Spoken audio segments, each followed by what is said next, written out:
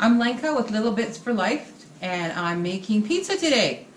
And so I've got it started already a little bit, so all I've done is I've put 2 cups of warm water in this bowl and about a flat tablespoon of sugar, and I have sprinkled just over a tablespoon of dry yeast over it, and then I've just let it sit. I haven't touched it, and as you can see now it's all bubbly. This is how I can tell that the yeast is actually alive.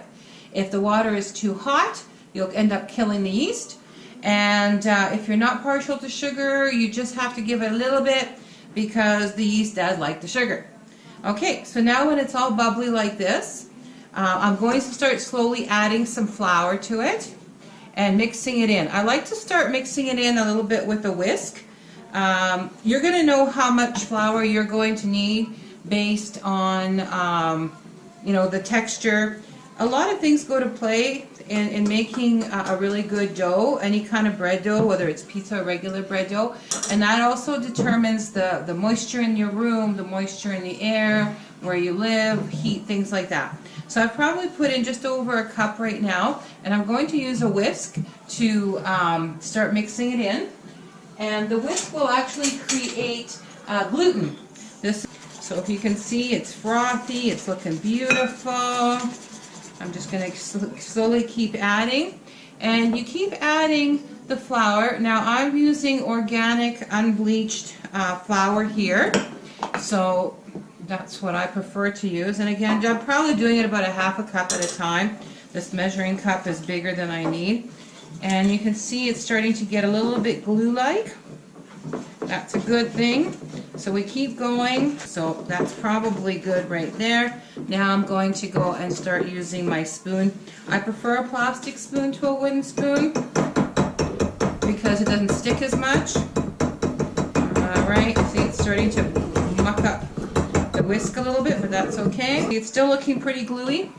You want to continue adding a little bit at a time. If you dump all the flour in all at once, it's going to be a lot harder to stir, and you're not going to build up that wonderful elasticy gluten, which is what we really, really need. So it can be a little bit messy, but that's okay. Pretty soon we're going to get in here with our hands, so make sure that you've washed your hands beforehand. Ah, I made it funny. Okay, so do you see how it's getting now really kind of hard to maneuver? And I'm using a little elbow grease here, and we've got light. We have light. Thank you, darling. And so now it's starting to form a ball. Okay, so now it's going to be the time that I'm going to turn it out onto the counter. So we want to put a little more flour, maybe another half a cup onto the counter, so that later on I can reuse it. This is a 1 bowl deal. Okay, this is where you get in here with your hands. This is the fun stuff. Alright, now kneading dough is not that difficult, but you do need to get a bit of a rhythm. Again, adding a little more flour here. So you push down, you flip over, you push down, you flip over. You sort of turn it. You push and turn. So with the heel of your hand, push and turn, push and turn. Yeah, make sure it's not sticking to the counter. Keep adding a little flour. And you're asking me already, I'm sure, how long am I going to have to push and turn this dough before it's going to be done? Well, I'll tell you, keep pushing and turning and flipping it over until it no longer sticks. But that is a fine line as well. If you push, if you do too much and you add too much flour, your dough is going to be dry and not very elasticy. So probably, I've made bread so many times for so many years. I think at one point I counted about 100 turns and pushes. But again, depending on how strong your hands are. But I find that once I can count to like 25 without the dough sticking, it's probably ready to go. Some people say 5 to 10 minutes. Again, I just count by how many pushes I have. So I can feel it's still getting sticky and it's going to stick to my counter. So, but it's getting really close now. It's getting really close though. It should feel elasticy, but it's soft. If it starts to feel too hard, you may have put too much flour in there. So what my hubby is doing now is he's going to add a little bit of olive oil into the bowl, just maybe about a tablespoon of olive oil. Here you go, darling. And he's going to rub the olive oil around inside the bowl. Now, so the reason you want to grease the bowl is, one, olive oil will get a little flavor. Two, it'll prevent the sides from sticking. And as the dough starts to rise, it's going to have a nice smooth surface. Okay, so we're just about ready. Just about. I'm just adding a tiny, tiny little bit. You can freeze the dough. I would make sure that you put it in an airtight bag if you don't use it all, and freeze it, and it'll be good to go. Okay, see, so it's not sticking anymore to the counter. It feels really smooth, and there is my bowl. It looks beautiful, and what I'm going to do is I'm going to put a clean cloth, usually one without any fluff on it, but I want the cloth to be a little bit damp, so I'm going to wash my hands really quick here. And then I'm going to dry my hands off on that towel. And the reason we want that is it just seems to help the dough rise a little bit. It doesn't dry out. Alright, so just a little bit of moisture. And what I'm going to do now is put it into a lukewarm oven. So ideally you'd want it at around 100 degrees, no more. The main trick with bread or any kind of bread dough is if you overheat it, you will kill it. 40 minutes to an hour, depending on how warm your area is. If you live in a warm climate, you could probably just cover it like this and leave it somewhere safe on your counter or your stove. And yeah, it should double in size. So this is what it looks like going in. We'll see what it looks like coming out. Okay, catch you in about 40 minutes. Alright, we're back. And the dough should look like this. See, twice as big now. Alright. This is where you get all the aggravation out of your day, and you take your fist and you give it a big hi-ya. And it's supposed to do that. So we want to, oh, a little sticky, not bad though. So the olive oil keeps it from sticking completely to the sides. We're going to turn it out on a little bit of flour here. And you never want to rip dough apart. That's a real big no-no. If you want to separate it up, you always want to cut it. So we're going to knead it just a little tiny bit. We don't want to get all the air out, but we do want to get it into a ball. Can you see all the little dots in there? Can you see the little air bubbles? Those are good. It's going to make your dough nice and light. Okay, so you can just use as much dough as you need. So use the ball of this part of your hand. I'm not going to throw it up in the air. I'm not so good at that. I'm going to flip it over. Just keep pushing it around. The rolling pin, you've got a little more control here, and since I'm not going to be tossing it in the air, we're going to just roll it out. There's still lots of nice air bubbles, which is what's going to make the dough light and fluffy. Yeah, see, that's nice and easy. We're getting almost there. Now the trick too to pizza is a lot of people like a lot of stuff on it. You know, when we were in Italy this year, we found out that the best pizzas are the ones with the less ingredients. So we're actually making what we call a Margarita pizza today. So that's just going to be some sauce, some tomatoes, some buffalo cheese, and then what we're going to do is at the end we're going to put a little bit of fresh basil leaves on top to let it wilt. Bring it together. And I'm going to put it on our pan here.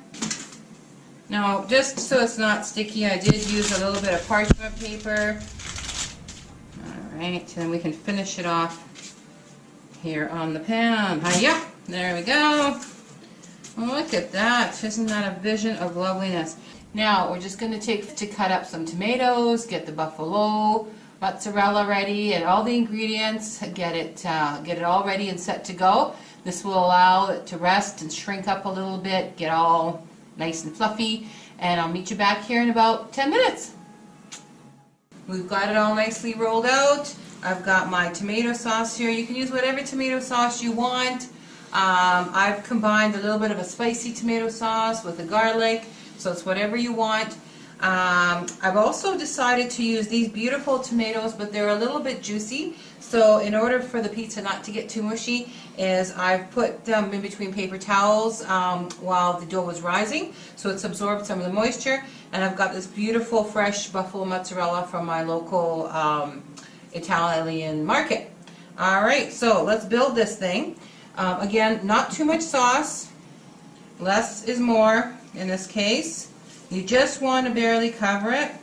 You know, when we were in Venice and we were sitting outside and it was drizzling and it was a phenomenal day, that was the first time I ever had a margarita pizza because, you know, I never wanted to order one because it just seemed so plain and boring. And oh my goodness, it was like it was the bomb. And what I'm going to tell you is a little secret that they showed us at the end when the pizza comes out is they sprinkle it with just a little bit of chili oil.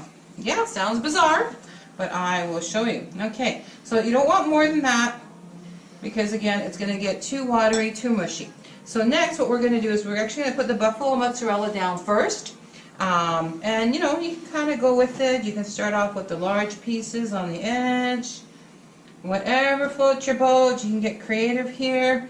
If you got little ones, this is where you might want to get them in. Or not, you know, whatever. Okay. So we want to make sure that there's going to be lots of cheese in every cut and every slice.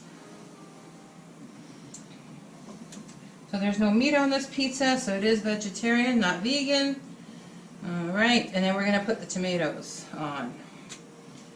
Ooh, this looks phenomenal already. Let's scoot that one over. Alright, so this is the way it's going to go in the oven. Now I've preheated the oven to about 450, 475. It depends on your oven. Keep it in there until it starts to get a little bit brown and a little bit golden. And let's see how that goes. Alright, so my wine with my pizza. Cheers. And we'll see you back here. I'm thinking I'm going to give it about 10 minutes and then I'll check it. So make sure that you check it after about 10 minutes. Alright. Cheers. Salute. Alright, so it's actually took my pizza 15 minutes at 450 degrees. So it's ready to come out. Oh my goodness, that looks incredible. It looks incredible. The cheese is all bubbly. Whew. Alright, I got... There we go. Look at that. That looks phenomenal, doesn't it? So right away, I've got some basil ready to sprinkle here, so I'm going to do that all over. My leaves are quite big because of the time of year, so I'm just sprinkling them all over. Try to make them a little bit smaller so not everybody, you don't get a big hunk of basil in your mouth. That might not be appealing. Okay. And I was telling you I was going to tell you about the hot chilies. So this was something that when we were in Venice, it's a little bit too hot for me to cut right now, but what they were suggesting is once you cut the pizza, to use a little bit of hot chili. So basically it's just, you know, the chili oil that you've seen around, and you just take a little bit of drizzle and you put it on the piece that you're about to eat. So that's the way we're going to have it once it's a little bit cooler. See how the basil is starting to wilt a little bit? So you want to have it very fresh. It's a very simple, very tasty looking pizza, and that's all there is to it.